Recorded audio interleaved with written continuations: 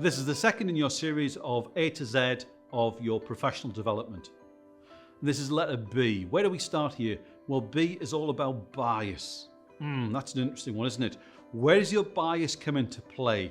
So I want you to be just much more aware of two sets of bias. Your bias and the bias of people around you. Once you become aware of this, you can't really fix it, you can't change it, you can't take it away. I need you to start understanding where your bias kicks in and what you might need to do to make a very different approach to where your bias would normally lead you.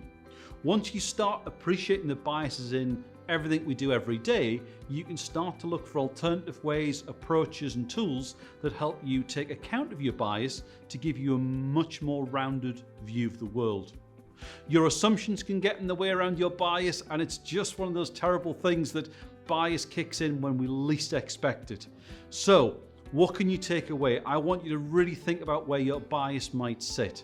And if you can identify where your bias is kicking in a meeting, in an engagement, in a discussion, in a planning session, in a strategy session, and go, how do I take the very opposite view?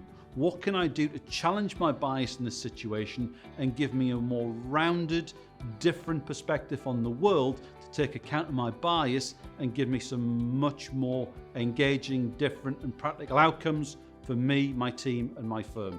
That's it.